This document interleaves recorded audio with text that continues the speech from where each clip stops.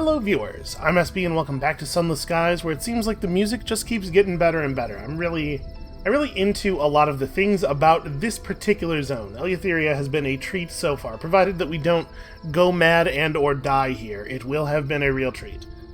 Alright, a patrol is just leaving and we're welcome to join it. Once in the poisoned mists of the swamp, they lower their weapons and begin to play. You quickly find yourself in the middle of a game of hide-and-seek filled with unusually advanced tactics.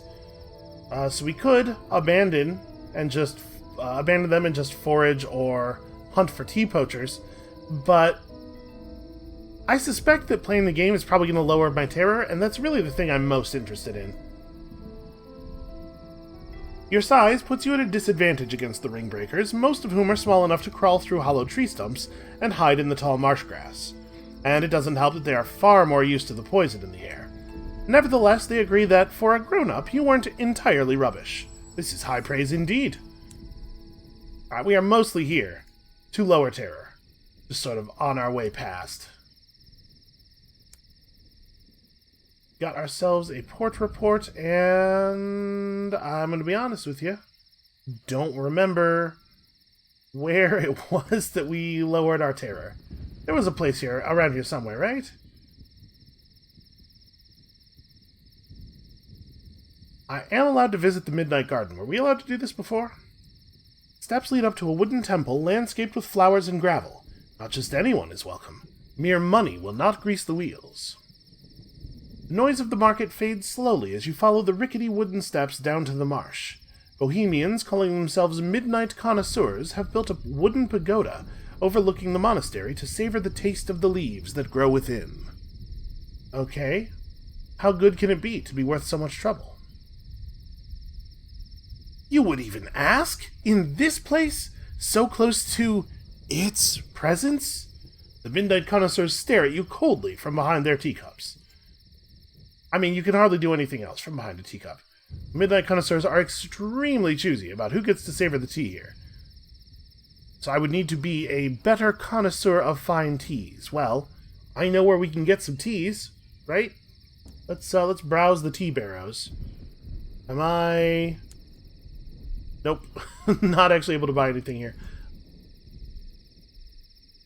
Let us... So we don't want to purchase a caddy of tea. I want to become a connoisseur. How would we do that? I need to drink fancy teas. You know what? This character didn't try out all the teas at Murgatroyd's place in Lustrum, but the Archivist did. I wonder if that quality is affected by those teas, because there was definitely something that was incrementing there, if I remember correctly. Well, shoot. Okay, probably we can't pursue that thread any further right now. That's fine. I don't need to. What I need to do is lower my terror. I'm sure we'll be back. Was it something that we did inside the Nightingale? I'm a friend, obviously. Come on, you recognize me. I remembered your battle cry, eventually. No, it wasn't here. Man, am I remembering something from Caduceus instead? Thought I remember there was a place where we could drink repeatedly. Examining the statue is not going to help us. We remember the statue. Entering the House of Silks? Maybe it was in the House of Silks? It was indeed. That's right. Smoking the hookah. That's what calms us down. Just not think too hard about what we are doing to our lungs. I will say that for a Sky Captain, a death of cancer is probably not like a realistic concern. The odds that we will survive that long are so slim. We're really just having at this thing, huh? Nobody has ever smoked a hookah in this place with such focus and intensity. Sister Patel does not do anything halfway. Alright, I really am just... Yeah, let's just crash out all of our terror. Okay.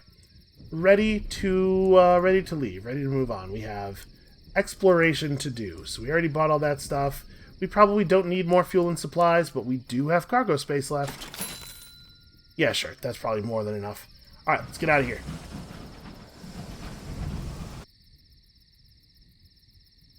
Okay, sorry about the jump cut there. I definitely am not editing around an embarrassing noise that I made.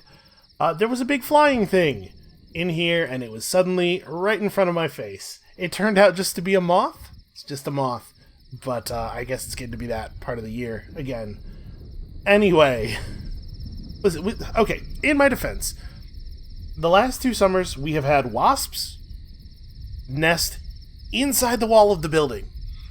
And probably at this point, you know how I feel about stinging insects. So when a thing is suddenly flying near my head in here, I've had a couple of bad experiences. But we're back now. We're back now, and everything's great and not embarrassing here. How are you? So where the hell am I going? What are we doing? Okay. We have no idea. No idea at all where the other stations might be. It's possible that there could be one over here. It's possible that there could be some over here. If that were to be the case, we know that there are 7 stations in Eleutheria, thanks to the Steam achievement. So part of me wants to say, well, the other 3 should be over here, because that way the map will be balanced. It won't be all lopsided. But there's no reason for me necessarily to think that that is a design concern. Alright, we're right over here. We may as well check this area before we head north. Let's just go and have a look. I'm going to be perfectly honest with you. My adrenaline, I still feel it a little bit. Oof. I like to think of myself as a... okay, let me not overstate. A reasonably stalwart dude some of the time. But something about bugs, flying bugs, man. Just also heights, strange noises in the dark,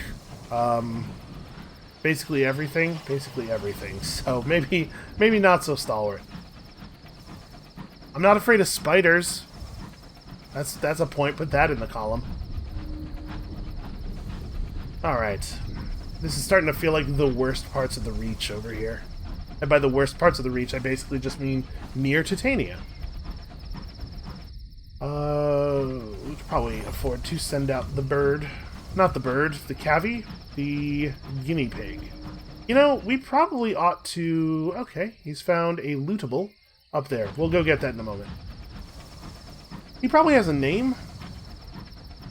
I was gonna say we should probably name him, but he probably has a name. Yeah, he's like a person. He speaks English. He probably brought a name with him. Well, we should probably, since he's not willing to share it, we should probably give him a name, like an embarrassing nickname, until he decides to be a little bit more forthcoming with his personal information.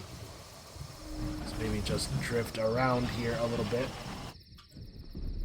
Okay, something else over there. I assume that is also just a lootable. Yeah, because we were definitely over here already. Well, I guess we'll get that. We can swing by the Reach Transit Relay. I know we've been told that it's broken, but we should have a look at it ourselves in case there are things that we could do there. Maybe we can find a way to repair it. It probably is the case that we're just going to have to find the Eagles Empyrean and talk to them about it. But who knows? Maybe there might be some options. Maybe we might be able to do a thing. Oof, I am just now remembering that sometimes there are terrifying invisible scythe-throwing ghosts out here in Eleutheria. I wonder if we could come up with a way of seeing those, like just knowing those things are going to happen to us before they happen, because otherwise I don't know how we're going to deal with that. Maybe it just happens rarely enough that we don't have to actively worry about it all the time. But now that I've thought about it again, I'm definitely worrying about it all the time. Okay, hey, a Griever. Let us do a little bit of science. If I shine my light directly on the Griever... Oh, that does indeed wake it up. Ooh. Wow. Apparently they're a little on the soft side while they're waking up. That's good to know. Several globs of Griever remain. They continue to spew livid ichor into the sky. Well, as much as I want to trade Visions of the Heaven for a moment of inspiration and experience, I also do really want to repair my hull for free. We will probably have more opportunities to do this, but it would be bad to die. Our locomotive probably just looks absolutely terrifying now. The bittersweet aria. Well, we could mourn the dead and lose... Wow, we're really gaining terror quickly here, aren't we? We could loot something, but it probably wouldn't be anything useful. Could be a savage secret, though. Yeah, I guess let's go loot. Partial success again, really, man. I cannot roll for crap here lately. Feels like we are always getting the worst outcome. Gained 10 terror, lost crew. All that for an otherworldly artifact. Fantastic. Well, this episode is off to a really just slamming start. And I'm almost as worried about seeing one of those scary dead things as I am about seeing another moth. This end is dark, still, and irreparably broken. Okay, well that does dash my hopes a tiny little bit. So what happens if we dock with it? Do we get any interaction options at all? This stone edifice has the same contrivance of steel and brass as the others, but the metal is tarnished. The relay's sigils are cracked and worn. The lights are out. The relay station is unmanned and, it seems from the layer of old frost, has been for some time. But, can it be made to work again? This would suggest no, but let's find out. The doors to the control room hang open. You could attempt to operate the machinery yourself. Not a glow, not a twitch. The incomprehensibly complex mechanism is silent and still. There is nothing you can do to repair it. You will not be able to return to the Reach from here. Tales are told of Eleutheria in the Reach. Skyfarers have returned with rare goods and stories of vast horrors, and almost certainly more recently than this relay went out of commission. There must be another way back. Alright, well, I guess let us go and find it. So do we really want to go all the way out there? Maybe that's how we'll return to Pan. I kind of want to head up here, see if there's anything this close to the edge of space, because I don't want to have to come back here. We've had bad experiences with the edges of the maps.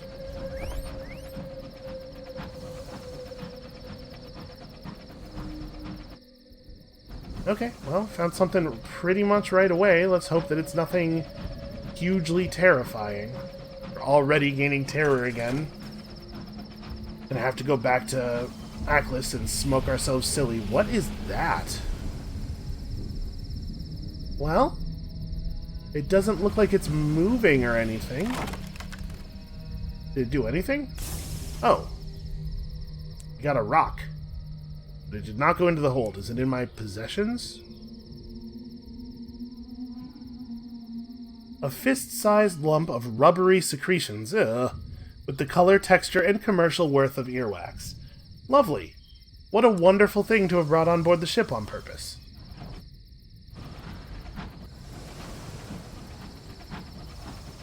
Well, I guess we'd better send our friend out here again. Mr. Wiggles. What do you think about Mr. Wiggles? I bet he'd hate it. Midnight's Reside. What have you found? He's found that there's something over there. Presumably could be a port. We pass through the Roosts, an archipelago of silent ruins. That's a little worrying. What exactly is roosting out here?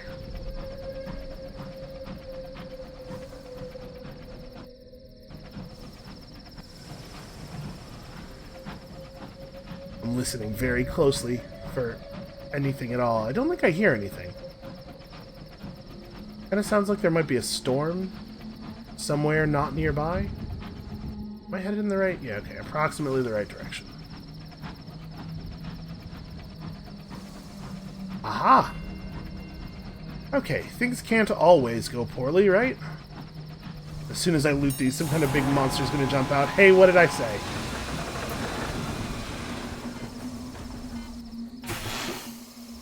Oh, I fired while we were still overheated. Darn it. I thought I had timed it correctly. Alright, let's be careful not to overheat here. We're just gonna take it slow, fight carefully, and replenish our hull off this guy if we have the opportunity. I do love the little bit of homing in that it does. Okay, I think honestly in this situation we should try to gain crew. Perhaps 1 did not succumb to the Star Madness, or maybe 9. I'd bring 9 on board. You explore corridors whose walls and ceilings are daubed with unfamiliar constellations. At last, you find a cabin barricaded from within. It holds a crewman who seems lucid. He begs to join your crew. Your own crew aren't sure. What if the star madness seizes him? I could do with an experienced hand, but I also wonder if maybe we're high enough on terror that I'm worried we're going to start seeing negative effects, like, soon? You know what? We'll drop him off at the next port. In the meantime, he'll be confined to quarters. Wow, that was a big drop in terror. He looks disappointed, but agrees. The crew are happier with him locked away, and are cheered by being able to perform this act of sensibly cautious charity. Also, we found some money. Cool. Well, I guess let's keep going. I really wish we had any idea at all where more stuff might be. I think it would have been really cool if we had gotten some prospects that pointed the way to something useful.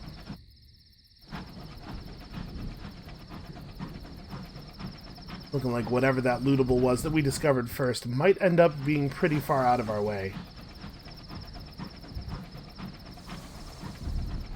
Oh, a curator's egg. Okay, sure. I'll take that on board. I don't think that should be a problem. I'm not certain that we can sell them here, but we'll go somewhere where we can sell it eventually. Take the egg on board. Oh, something over there is mad at me. Could be a curator. Let's just head away from it, shall we?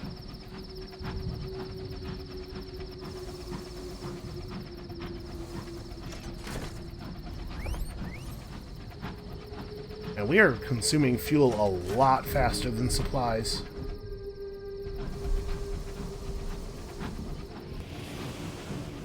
Pretty much just gonna let Mr. Wiggles here guide us through the sky.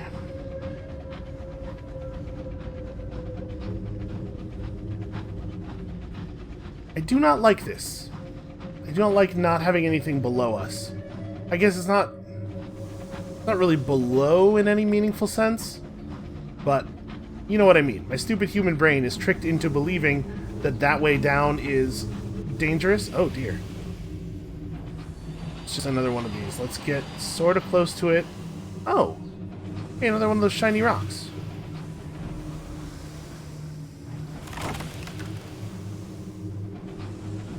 Is that...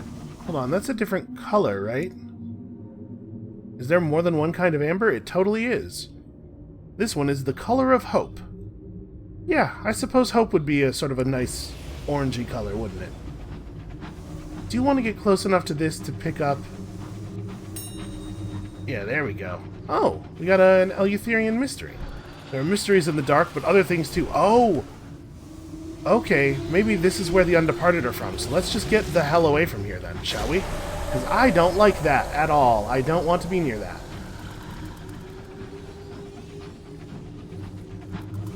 I'm leaving, I am no harm to you. One of our crew said something about grievers. I am like so not afraid of grievers right at this moment. I thought those were gonna miss. This was Tartaron of the Two Kings. Oh hey, I know about the Two Kings. Come on, please just leave me alone. Is it not gonna leave us alone this time?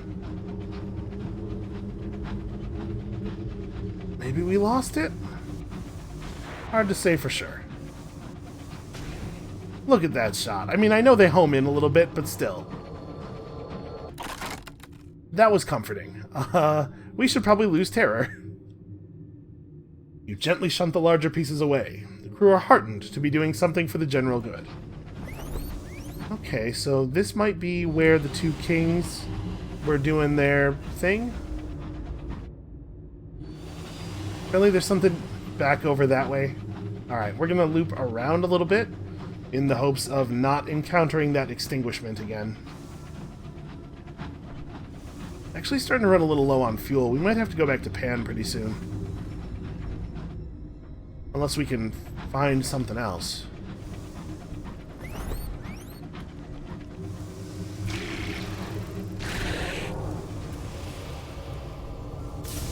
Nothing to report. Definitely just gonna keep burning terror. Wow. How did I manage to miss that? Also, apparently they can bump into you at a very low speed and still do damage. Well, I'm pretty pleased with how much terror we managed to lose there for basically no cost. Terror is turning out not to be quite as big of a problem as I had predicted it would be, thanks to that very powerful hookah. This is Go Lightly Glen, Captain. Best do as it says. Huh. How is it that we didn't encounter any of this amber in the last, 3 episodes, and all of a sudden we're finding it all over the place? Okay, that is yet another color. Could just be weird luck. The color of life and pain. Should we have things that are the color of life and pain on board? I guess we gotta check this way before we go. Oh, I think I hear something menacing. Probably we're gonna have to check this way and then head back. We could try to make it back to Aklis. I think that's... We better go for Pan.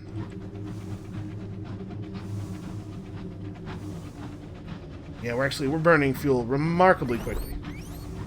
Not even really carrying that much stuff. Alright, our scout has discovered something dead ahead. Maybe a beautiful port. Or maybe another storm. Creepy. Oh, okay, nope, no. Oh boy, am I afraid of eyes? I would not have thought of myself as a person who's afraid of eyes. What the fuck was that? Oh, that's the sun. Eleutheria had twin sons. Eleutheria had twin sons. That's probably related to the story that the well told us. Jesus Christ, that... Boy, that was like a lightning bolt through my arms right there. I would not have thought of myself previously as a person who is afraid of eyes, but I think this game has really taught me some things. Alright, well, we can explore some unexplored territory as we head down through here to Pan. Maybe we'll get lucky and there'll be another port or a signifier of civilization somewhere. We're not going to be able to find any...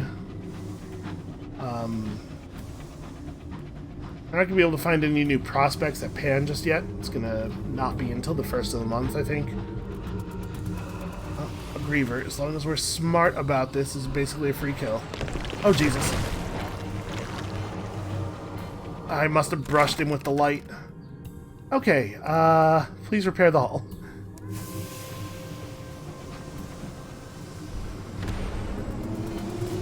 Okay, that's not fair. I took hull damage there because I got tackled by something invisible, right as I fired my explosive weapon. I did not remember exactly where the extinguishment was. Okay, we're just gonna fly kind of away from it and hope that that thing stops chasing us.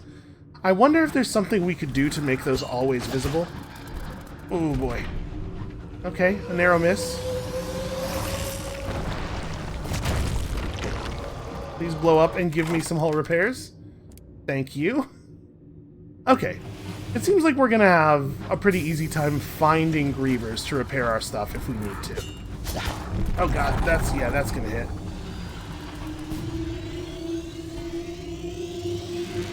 No, away from me.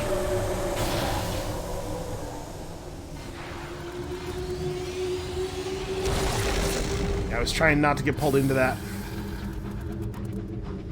It really sucks to not be able to use the side thrusters on this thing. I've actually gotten kind of used to them now. Overheating has a much higher cost when you're better at driving the train. So those things are pretty sturdy, whatever they are. And I hate them. I hate them very much. Well, at this point, trading an Eleutherian Mystery for a half repair on our hull would still get us quite a lot of points of hull back. You are kidding me. Nope, not going anywhere near it. Was I saying nice things about Eleutheria at the beginning of the episode? I've taken it all back. I hate it here. I hate it here with the giant eyes and this nonsense. You know what? Take that. Take that. I did a little bit of explosion damage to The speed with which all of the enemy ships can turn is so frustrating.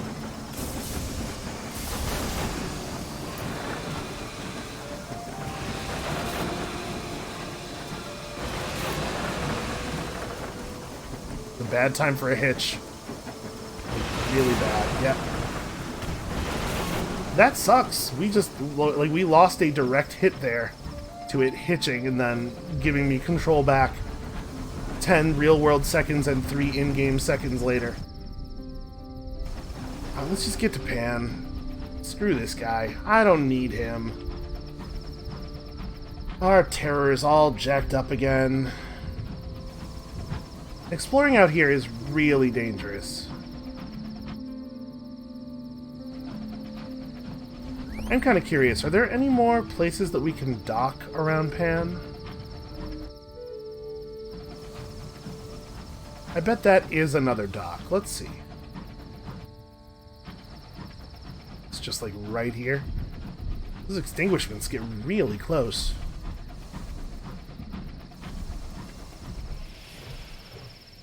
Okay, the Brazen Brigade. This is the other faction that we could align with. It is the hour of veracity. The word eaters are abroad, as ever. Alright, I am going to successfully sneak around the word eaters this time. Alright. You stay alert as you travel the streets, steering clear of the silent, staring, gray-faced men. Another visitor is less careful. You see the word eaters pin them against a wall and extract their stories with a hook and spindle. Seems familiar, or maybe I can't remember whether or not it seems familiar. This clot of sable groves is home to the devils of the Brazen Brigade. At its heart stands the adamant idol, whose arrhythmic piping determines the current hour in Pan. The Brazen Brigade are its interpreters. They promise they are utterly impartial. The Temple of Almost Time. One ruin rises above the rest. Dismal in its desolation, it commands the grove. From its broken windows, the adamant idol can be seen, like the moon viewed from a tower. The commanders and knights of the Brazen Brigade reside within. Here their solemnest rituals and their dearest venerations are performed. So we are not well enough liked here to do anything. I'm certainly not cavalry. We could spy on them if we had the Hour of Veracity. It is now the Hour of Veracity, right? But I guess I don't have the Hour of Veracity, whatever that might mean. Okay, what about the Grove of Far Too Late? Here, the Brazen Brigade venerate the Saints of Hell. Reliquaries speckle the ground like gemstones on a cardinal's vestments. A hill rises from the grove. Halfway up it, a broken temple rests below soaring arches. Behind the hill, from the center of Pan, the adamant idol is still clearly visible. Is the adamant idol the name of that thing with all the arms? Long shadows move below the arches, swaying to the arrhythmic wail of the pipes. The carved faces of saints peer down at you from arches and columns. Some have expressions of serenity, their many mouths gently smiling. Other, more ecstatic saints are contorted in sanctified rapture. A curious dilettante waves you to join him by a sunken arch. You're just in time! They're about... He's cut off by the sound of horns. A troop of devils thunder past. A single devil in a suit is their quarry. They pursue him to the boundary of the grove, where he disappears in the mists. And they hate the Republicans of their kin, the dilettante whispers. They will not suffer equality here. Okay.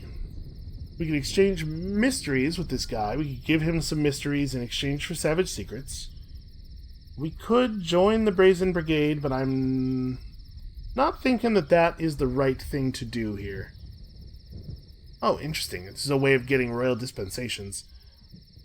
Yeah, if we're going to join anybody, based on what we know right now, I'm most inclined to join the faction that will completely repair our train. That seems like a thing we might need to do here sometimes. Let's have a chat with this dude. What do you know about yourself and also the Brazen Brigade?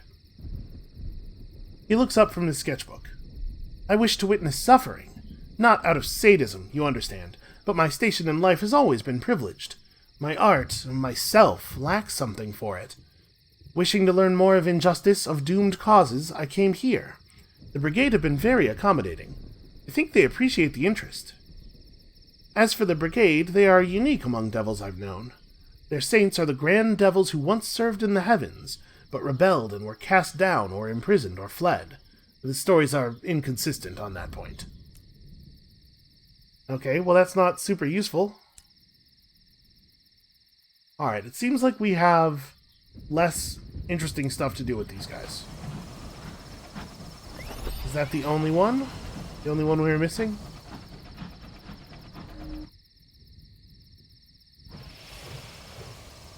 You know what? We'll go check that out after we buy more fuel. Alright, our terror's not in such a bad place. Can't say I'm happy about what has happened to us, but I suppose we'll be alright.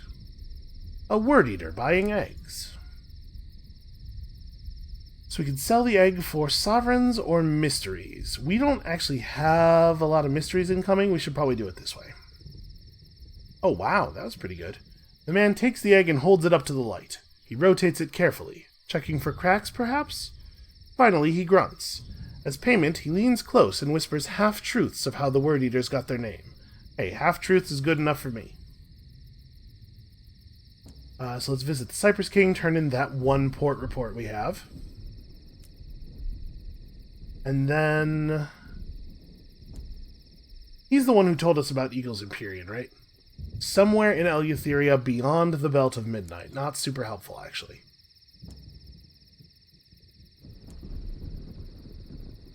Okay, spend an Eleutherian mystery to repair half the damage to your hull. Well, first of all, let's start by recruiting. Alright, it's always going to be one, I guess. We do not have very good hearts. So I'm wondering if it might be worthwhile to just go and ally with that one faction, because as it is, we're going to end up... after the first repair,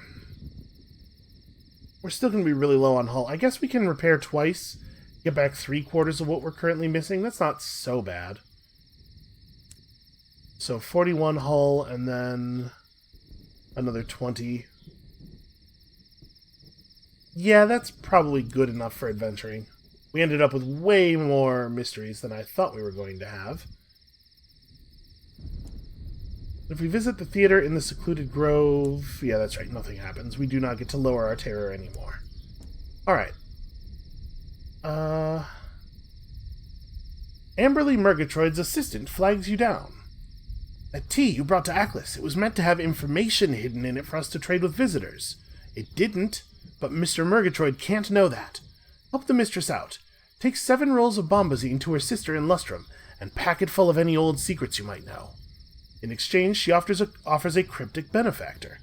Well, we already had some reasons that we wanted to consider going to Lustrum. Certainly take that. Unfortunately, that is not the same thing as information. Alright, let's buy a whole lot of stuff here. Okay, let's go pretty hard on the supplies. Well, I guess we're ready to get out here and adventure again, as long as we don't run into a whole lot more of those undeparted. They do a lot of damage really quickly. And it seems quite difficult to avoid their area attack. If we could see them coming like everything else, we could just hit them with the long-range missile. But since they get to reveal themselves when they're right on top of me, I wonder if there's any way to have them be always revealed. Actually, there's so much stuff here that is reactive to the state of your light. I wonder if we'd be able to see them better with the light off. I'm gonna figure out exactly where this is. Okay, it is another port, but we're gonna have to go this way.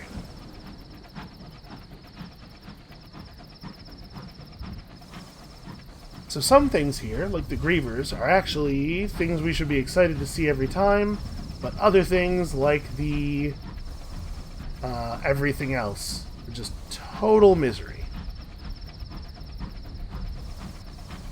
Alright, so what is this? We've already met all of the factions. Oh hey, a Scrap Spinster. How you doing? I'll be right with you. The Gentlemen, a coalition of smugglers bound by crimson oaths of silence. In the gloom behind the lights of Pan, the Gentlemen ply their midnight trade. They shun those who don't know their signs or their oaths, forbidding entry to their hidden sanctuary. But a confessional box stands on the platform's end. There, Skyfarers may sell information to the Gentlemen, while the identities of both parties remain safely concealed. Okay, so this is a place to trade in some of the stuff we didn't have a trade-in for. In particular, Crimson Promises. What was the other option? This part of Pan is claimed by the Gentlemen, a notorious gang of smugglers and their families, hangers-on, clients, and parasites. What is the difference between a parasite and a hanger-on? Lanterns hang on posts, making paths of pooled lamplight across the ruins. Ramshackle pubs have been built in tumbled naves and old arches. Here in the lawless galleries of Pan, the Gentlemen have no need to hide their activities. Smugglers boast of their schemes and their murders. Wild laughter rings out. Knives glint. This seems like exactly Sister Patel's kind of place. The Gentlemen are close-knit, and their oaths of silence are savage. Any visitor might be an informant for the revenue men. When a large gang begins to gather, bristling with blades and cudgels, you return to your engine. Yeah, I'm observant enough to know what that all means. Okay. Probably kill this guy pretty quickly. Okay, I tried to dodge that projectile in a way that was much worse than just getting hit by it. I'm really doing like an embarrassingly bad job at combat here today. Some days things work out, and some days just less. Some days less so.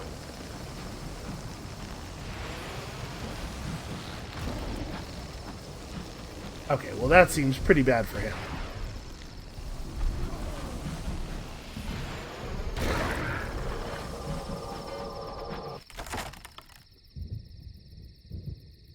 I guess Bronzewood, this is such a small amount of experience. I mean, I know we're about to level up, but we're going to level up pretty easily off of, whatever we fight next, or...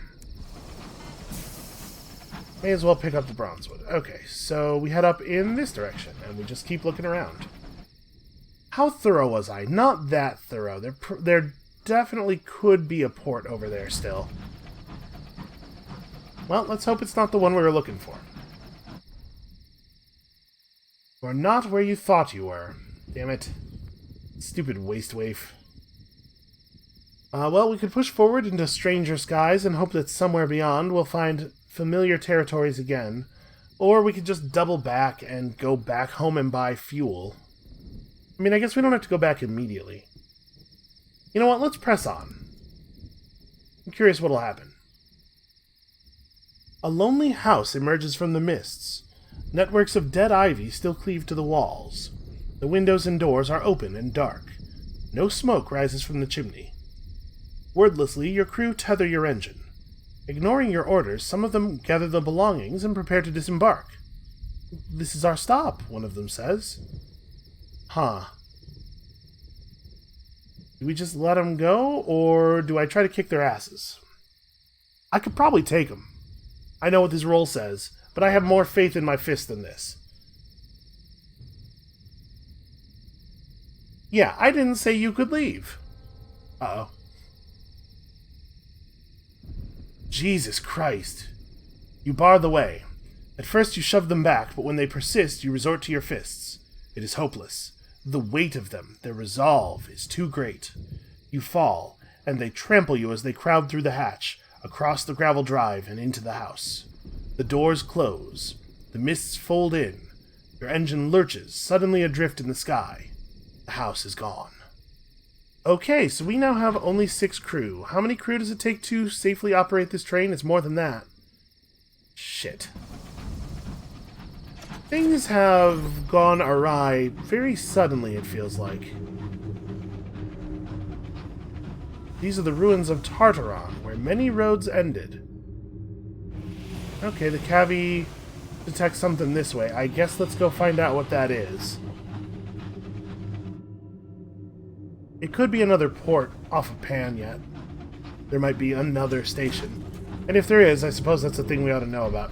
In the future, we're cool just losing the fuel, yeah? We learned something today. An Empyrean Outrider. Okay. I'm all about Empyreans. Where's this guy from? Is Eagle's Empyrean right here, by any chance? Is that what we're seeing?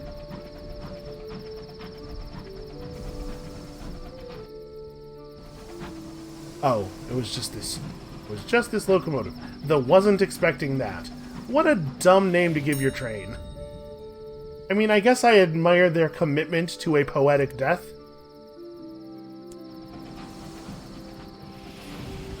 So I assume we're going to see terrible things happen to our train periodically while we're operating below the safe crew threshold. I don't really know how to do anything about that. We don't have a lot of options to recruit people here. We have to wait a little while before we can recruit at Pan again, I believe.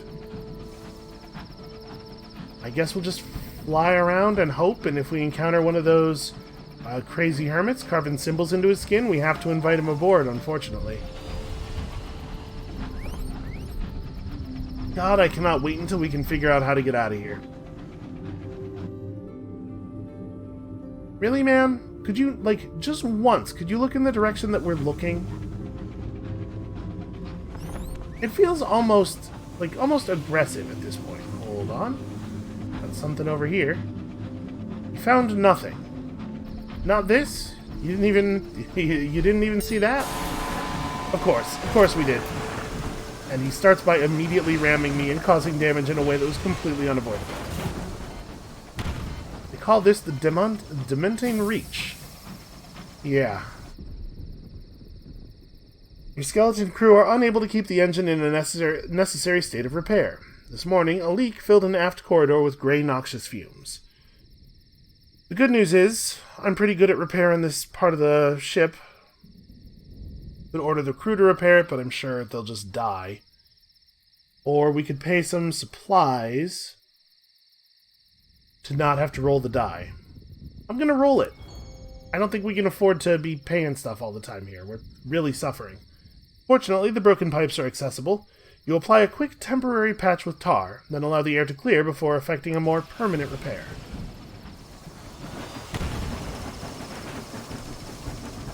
Damn it. Okay, there we go. Now he's far enough away that we can take advantage of our superior range. Although I couldn't see him, so I didn't know whether or not to blow up the thing.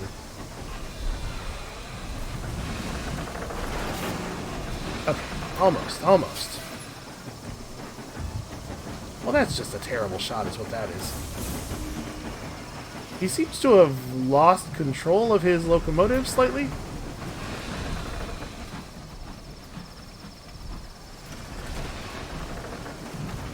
Alright, direct hit. Excellent. I don't think that even homed in. I think that was all me. Oh, yes. Please, try to gain crew. Please, please, please. Gain a crew member at the cost of terror? Absolutely. Sorry, I should read the text. You explore corridors whose walls and ceilings are daubed with unfamiliar constellations. At last, you find a cabin barricaded from within. It holds a crewman who seems lucid. He begs to join your crew. Your own crew aren't sure. What if the star madness seizes him? Crewman is grateful. He works with a feverish intensity, eagerness to please, or the first signs of the obsession provoked by a surfeit of starlight. Your crew take no chances. Someone watches the newcomer at all times. Okay, if we could find one more of those, we'd be at safe operation again. I think we gotta keep looking around a little bit. We'll head back to Pan sort of soon, and hopefully be able to recruit at least one more person when we're there. We've had a real rough time keeping crew. Alright, please let that be like a port and not just another giant menacing eyeball in the sky. I'm actually feeling like a little, I'm feeling a little stressed right now. Things have been, it's been a hard night for me. You know, what with that moth and all. Oh, hey, that's one of those interactable library bits.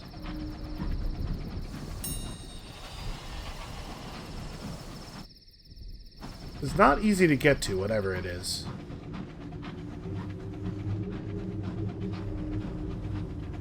lilting wail, the lamentation of a scribe spinster. Huh. I don't hear a scribe spinster. That looks interactable. It's weird that there would be text saying that you hear a scribe spinster when they actually do make a noise, but it didn't play the noise. That's weird.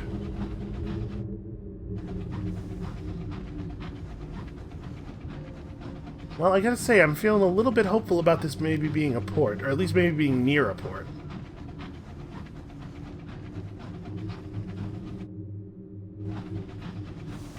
Oh great, something really, truly awful up there. Yeah, I see ya.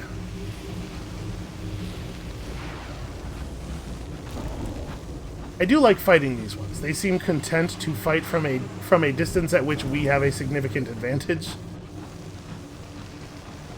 So we can only see the edge of that area up there. I think it's another one of those big dark things that I've already forgotten the name of now, somehow.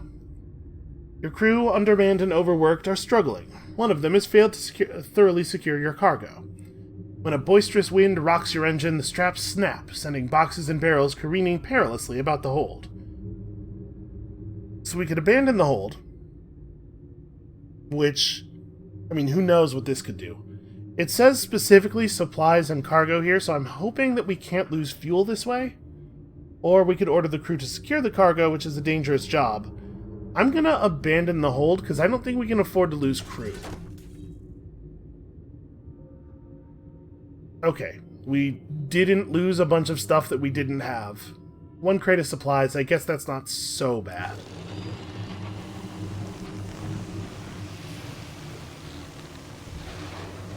God, I love it when we can fight them from the east or the west instead of north or south.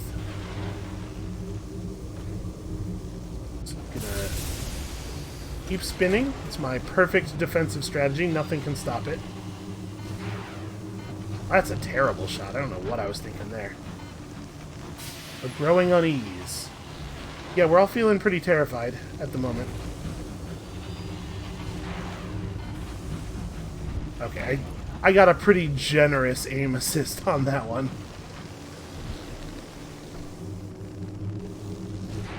Look at this cowardice.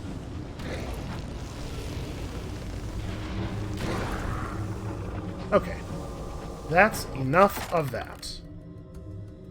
Let's gain ourselves some scraps of ancient knowledge and also a facet. What do we have available here? What is the bell tolls? Oh, I can I can choose to foresee a new death for myself. You know, the stats on that one are pretty good. Veil's mirrors. Yeah, maybe I have another... Unfortunately, we have another prophetic dream of a different death in the skies. Sister Patel is becoming increasingly convinced that this was a bad plan. Okay, it looks like whatever it is, it's actually pretty close to the big hole of darkness. And we're just going to hope that this one is not filled with undeparted. Yeah, that's all it is. It's just another one of those. Okay, not a port whatsoever, in fact. I was actually kind of hoping we were going to spawn another star-maddened explorer there. The Hour of the Wolf. And let us attempt to endure the lean, cruel hour. Nope, massive failure.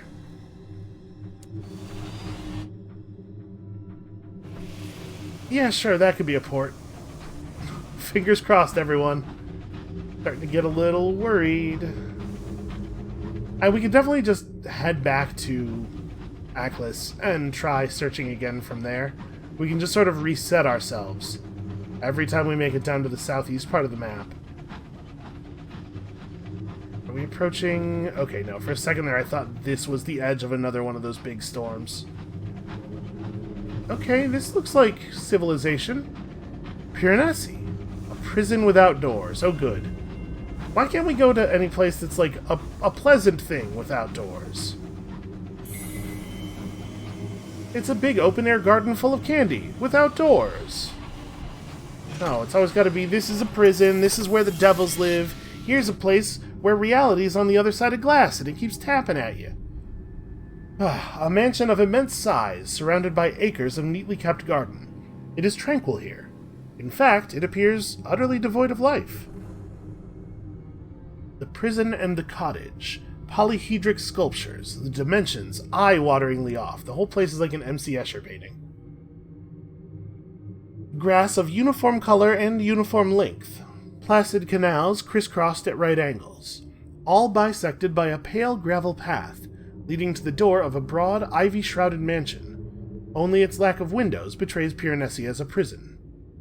Utter silence bar the crunching of gravel beneath your feet. As you approach, you take note of a tiny cottage, incongruously nestled beside the mansion like a louse. A curtain twitches. Alright, well, let's see who's in there. The prison is locked, but the cottage door swings open at your approach. This is where the princess wanted to come, isn't it? The only sound in the cottage is that of a teaspoon clinking against porcelain. A group of brown-robed figures turn to regard you. One, gray-haired, gray-eyed, offers you tea. "We are the chaplains," she says. "Our role is to help inmates reach egress. You must understand, none may leave Piranesi unaltered."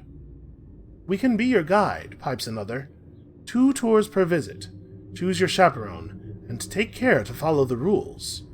Piranesi is a treacherous port, and not amenable to low-level visitors."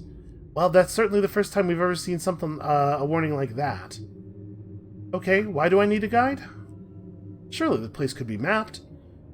The gray-eyed woman sips her tea. "Do not attempt to judge size or distance here. Piranesi is unmapped and unmappable. There are only a few areas we know how to reach." "I'll show you the statue garden," says the bearded chaplain with kind eyes, "where I help the prisoners achieve redemption." "I know the Warrens." Beneath the shadows of the third chaplain's hood, you glimpse a slithering mass of disturbed flesh. He says nothing more. The final chaplain wears round spectacles, but his eyes are gone. His grin threatens to break free of his face. Come with me, come with me. Oh, please, I am so very bored." Okay, that sounds like a bad one. That sounds like one we don't want to do. Out of curiosity, nope, can't click on this thing over here. I was just curious if they were selling supplies or anything. This is going to be really bad for our terror, right? Okay, I'm not yet completed my tours. I can come back later. Hold on a second, guys. I'll be right back. Okay, there is totally a shop here. The only thing they sell is Navarretine gemstones. Okay, well, we have enough fuel to make it back to Pan. Whether or not we will survive the trip back to Pan is a different story, but we certainly have the fuel to make it back, at least. Alright, let's go on some tours. So the Gallant Reformer is the one who could take us to... Yeah, the Gallant Reformer is the one who could take us to the garden, right? I bet the garden is a place... If there's any place in Piranesi where we could calm the hell down, it would be the garden. Let's try that. The Gallant Reformer nods, putting aside his tea and fetching an old iron lamp from a high shelf. "Once more unto the breach," he says with a tired smile. You follow him out of the cottage, up the gravel path, to the doorstep of Piranesi. Footprints are worn into the stone. He has no key. He simply knocks on the grand oak door, and it opens. There is nothing and no one on the other side. You follow the Reformer into the dark. Piranesi is, of course, bigger on the inside. The Reformer's lamplight stretches only so far. You catch sight of dizzying spiral stairways, columns clad in chains, walls grooved by trickling water. The Reformer strides ahead, boots splashing in the cold puddles. After a few minutes, you are halted by some toppled scaffolding. Piranesi has 3 rules, says the chaplain, helping you climb over the obstacle. The penalty for breaking them is incarceration. And the unwritten 4th rule is that chaplains are forbidden from explaining them to visitors, so I'm afraid you must discover them yourself. Tread carefully in the meantime. That's a terrible 4th rule. I hate that very much. We don't really have a choice but to continue following. The statuaries are not far now. Watch your step. The flagstones here are uneven. Further into the prison, you begin to see inmates. Faint lights shuffling across distant bridges. Hunched figures with lamps chained to their wrists. See those lamps that the condemned carry? Asks the reformer. They impose a distortion of distance. A prisoner's proximity to the exit is determined by how much they have changed since they entered. The more they change, the closer they are to freedom. Some are more mutable than others, and severity of sentence may vary. The reformer raises his lamp over a cavernous well. Light does not reach the bottom. Those cast into the deepest reaches must change beyond all recognition. You stroll with the reformer through a forest of jutting stone limbs and impassive heads. A haunting refrain echoes. Somewhere, someone is playing the flute. Miscellaneous items scatter the floor. A sledgehammer, a toy soldier, a spinning wheel, a half-eaten jar of honey, a canvas. Perhaps discarded by previous prisoners, perhaps provided to provoke or inspire change among those still entombed. Change needn't be bad, says the reformer.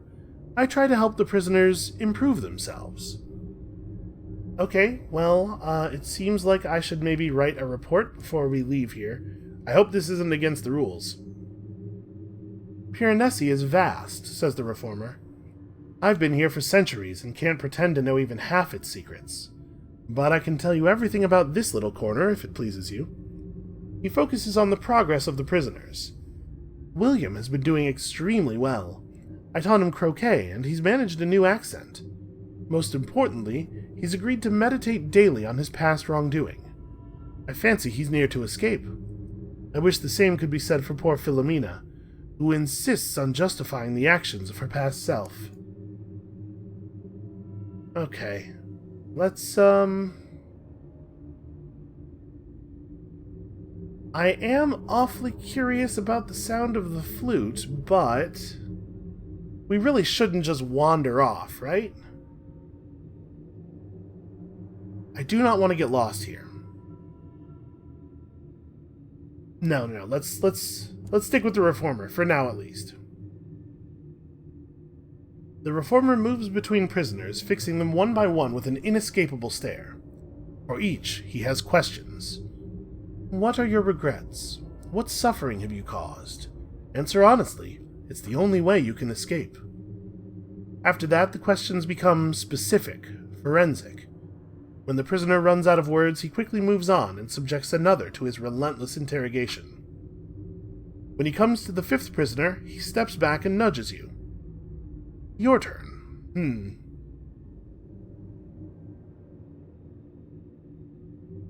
Well, we are unlikely to be able to persuade anybody to do anything, frankly. We could ask the prisoner about the rules. Right, he said the unwritten fourth rule was that the chaplains aren't allowed to talk about the rules, but maybe the prisoners can. Or maybe we could trick this guy into telling us the rules even if it is against them. While I'm in conversation, perhaps I can learn something useful. The prisoner shrugs. She doesn't know, or she's unwilling to tell you. I could see either one of those be in the way. Alright, let's tell the prisoner a horrifying story of what happens to those who fail to correct their sins. We probably have collected a few of those. Dialogues with the Unredeemed. As you reach a particularly grisly part of your story, color drains from the prisoner's face. I'll be good, she promises fervently. You can stop with the details. The reformer claps a hand on your shoulder and chuckles softly. Okay, well, we're making friends. If we had... Wow, we need much more of a rapport with this reformer in order to press him. Should we check out the sound of the flute? We probably shouldn't, right? I mean, we're not that deep in. We probably know our way back still. Let's have a look. Come upon a woman, or something shaped similarly to a woman, in a long brown coat and hat. She sits atop a stone idol where 4 paths cross, her legs crossed beneath her long brown coat. Her hat is pulled low, covering her eyes. The reformer introduces you. This is the venerable flautist, the oldest prisoner of Piranesi. She's been here for centuries. And how has she changed in that time? She pauses her tune. Well, she says cheerfully, so far I've managed to learn the flute. Had we heard of the venerable flautist before, or is it just that I read the word flautist last episode? That might be all it is. Alright, well, we do have stories available for her. I cannot offer her a book, sadly. A lovely tale. She plays you a tune quite incongruous with the bleak architecture of Piranesi. It rings of honey and sunshine, and fills you with brandy warmth. Okay, our bond with the flautist is strengthened. Can I do that again? I cannot. We could take a roll of the dice on figuring out some rules. It would be a really good idea to know the rules. Let's try it. This roll's not that unlikely to work. Hey, what do you know? I know the rules, says the flautist, but I'll only tell you the second. Don't give names to the nameless. I feel like I ought to write that down somewhere. I'm gonna hold on a second. Where is my notepad document? Here we go. I'm just gonna add a line to the bottom here. Don't give names to the nameless. That seems like a really important thing to know. Okay, thank you very much. We get to take one more tour, right? The reformer pauses beside an unlit candelabra and pulls it like a lever. A section of the wall rumbles aside, revealing a staircase. A shortcut, he explains. You've completed a tour of Piranesi. The chaplains will only allow 2 tours at a time before they temporarily close the prison to visitors, but only temporarily. The gallant reformer strides before you, coat flapping, up narrow stairs, over precarious bridges, beneath crumbling bartizans. The architecture seems to have changed since you last walked here, but it's as jumbled and oppressive as ever.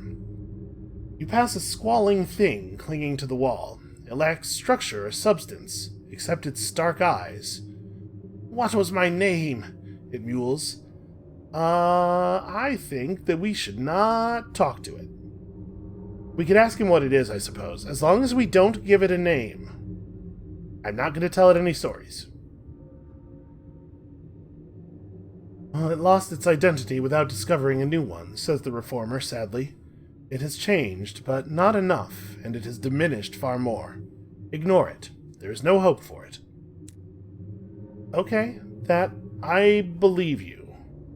And am scared. I believe you and am scared. The thing's whimpers become a long, reedy screech. It's soon out of earshot. The devils of Carillon claim to be experts in the assessment and improvement of the soul, and ours needs some improvement, apparently. They would describe yours as still, pale, and chilly to the palate. Hey, yo, keep my soul off your palate. Alright, the gallant reformer... we could go back in with the gallant reformer, maybe? And start building up... rapport with him, but maybe we should go with somebody else. I am kind of curious about this guy. And you know what? I think that Sister Patel might almost view his visage as a challenge. Like, if I don't go in there with him, everybody's going to think I'm scared. I'm not scared. A knotted, multi-jointed limb unwinds from the glistening deformer's sleeve. With surprising dexterity, he plucks an iron lamp from a high shelf. Follow me, he commands. You follow him out of the cottage, up the gravel path, to the doorstep of Piranesi. Footprints are worn into the stone. He has no key. He unfurls a notched, scabbed finger from his unpleasant limb and slides it into the keyhole. The door opens with a click, and you follow the deformer into the dark. That's unsettling. Deeper into Piranesi, the deformer takes down his hood.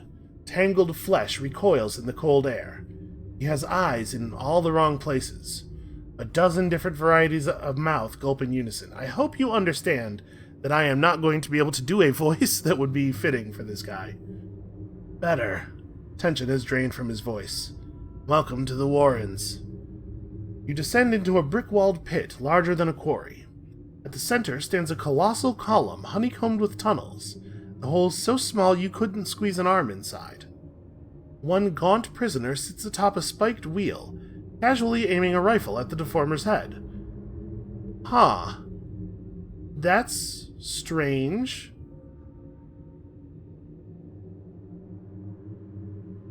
So, do we want to interact with this rifleman, or do we just want to ignore him? You know, parts of this are kind of making me think of that game. What was that game called? Sanitarium, I think. There's just like a tone occurring here that feels very familiar. Should we interact with the rifleman? I probably should not encourage the rifleman to shoot the deformer. I don't even know anything about the deformer. He might be a totally cool dude. I'm just gonna pretend I don't see that guy. The deformer has stumped off to address a cluster of prisoners clinging to the central column. Haggard prisoners cluster on ledges like gargoyles, clinging by fingertips and tailbones. Most still look human. "The Warrens are your salvation," says the deformer. "Become glorious like me. Majesty and monstrosity. Beauty and abomination." One shivering wretch hops down. "A volunteer?" asks the deformer in delight, nudging him toward a tunnel far narrower than he is. But on seeing the tunnel, the would-be volunteer changes his mind and backs away. So we could try to persuade the prisoner to enter the tunnel, which seems like it would make our friend here happy, but also is terrifying. We could convince him to stay out of the tunnel, which will probably make the deformer mad at us, but also we're more likely to actually succeed. Or we could just walk away. I'm a little torn on whether I want these guys to like us, or whether I think the chaplains are responsible for the imprisonment and suffering of this place. They wouldn't be forthcoming with us about it if they were, right? So all we can really do is guess. I'm gonna play along for now. Let's try to persuade him to enter the tunnel. This probably won't work. You offer words of encouragement, but as they leave your mouth, they sound like platitudes. The volunteer backs away further. "If I'm going to alter myself, I think I'd be better off taking up carpentry or something," he says. The other prisoners drift away. The deformer shakes his head sadly. "Well, we tried. Let's ask the rifleman to lower his gun." Again, trying to play along here. The rifle-wielding vigilante is a gaunt fellow, eyes deep-set and gleaming, cheekbones sharp as cut glass. His curly hair would sit much better on a fuller, healthier face. On hearing your protest, he pulls the trigger a few times, generating a chorus of unassuming clicks. "Ain't loaded. Burned through my ammunition long ago. Except this." He points at a bullet hung around his neck on a length of string. "Saving it for, a rainy day." You notice the deformer gazing thoughtfully in your direction with at least 3 of his eyes. Perhaps he appreciates your intervention on his behalf, however unnecessary. Yeah, if somebody tried to convince a person not to shoot me, I'd be all about that. "Giss a hand," he says. "I need to change if I'm to escape this place, right? But I'm a stubborn fella, not one much prone to introspection, if you catch my drift." He gestures hopelessly at the Warrens. "I need to have a shape in mind as I crawl through, or else I'll be squished to mush. Any suggestions?" Yeah, you can bring moments of inspiration to help the vigilante think of his new form. Yo, a moment of inspiration is not a cheap thing. The vigilante salutes. "Much obliged. I'll be here if you think of anything." We only have 1 moment of inspiration. Or we could convince the vigilante to abandon his physical transformation. I'm kind of curious where this might lead, though.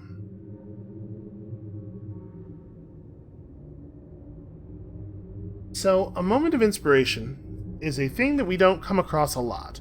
We do, I believe, have enough visions of the heavens to trade for another one from a griever should we encounter one. I think I'm willing to spend the one we have now. As much as I think of them as valuable things, I don't think we have any other immediate purpose for one. So let's see if we can quote-unquote help out this vigilante. Help him think of a new, nastier shape. You sit beside the vigilante and begin offering ideas. When he likes what he hears, his skin ripples. Skin is so fragile. Has he considered a carapace? Eyes are a weakness when he could taste the air with his tongue. And oh, the possibilities for limbs. Let me tell you about some real weird stuff I just learned about. Have you considered a key finger? They seem very handy. He objects to some of your proposals, agrees enthusiastically to others. Finally, his imagination stoked like a fire, the vigilante thanks you and begins to crawl into one of the tunnels. You leave him to his privacy as he threads himself in, inch by crunching and convulsing inch. This place is very creepy. The pragmatic vigilante sits atop a spiked wheel, cleaning the barrel of his rifle. His eyes are cat-like, his tongue forked, and a pair of impressive horns arc from his forehead. Interesting. We could help him more on another day, I suppose. I guess for now, let's leave. The deformer stumps back up the stairs, squelching with every footstep, and you hurry at his heels. The glistening deformer strides before you, putting his hood back in place. Up narrow stairs, over precarious bridges, beneath crumbling partisans. The architecture seems to have changed since you last walked here. How familiar. Oh, another squalling thing clinging to the wall. I'm curious if the deformer will give us a different answer to this question. What is this thing? Nope, same text. Okay. Let us ignore it and move on. Telling it a story is not the same thing as giving it a name, but I am concerned that we might slip. I just don't want to talk to the thing if it has any chance of coming back to bite us. Alright, well, we've completed our 2 tours of Piranesi. We're going to have to come back later if we want to experience more of this place. And who wouldn't, right? It seems Piranesi is closed to visitors today. As you leave, you come across the glistening deformer in the cottage's herb garden. He's still wearing his hooded robes, but he's stuffed gardening gloves over the sleeves, and is engaged in a furiously futile attempt to stamp his shovel into the stony soil. "We're currently indisposed," he grunts, noticing you for the first time. "We'll be open to visitors again in 2 weeks." As you turn to leave, he finally manages to embed his spade into the ground, and levers up something tendrilled and twitching from the soil. Yep, of course he does. What else could it possibly be here? Well, I guess we're done here then. I suppose we could take on this bombazine. Yeah, I guess... I don't know that we've learned very much there. What did the princess want? I thought this is where she wanted to go.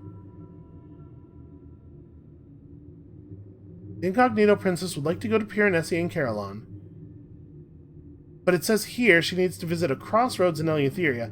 Maybe we need to find this crossroads she's talking about before she knows that the place she's ultimately going is Piranesi. Because we certainly didn't have any other options here, right? Yeah. Huh. I don't know.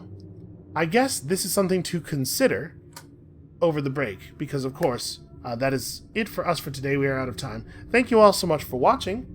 Come back next time when hopefully we can recruit some crew, and hopefully we don't get murdered out of the sky by terrifying sky scythe ghosts. And we'll see you then.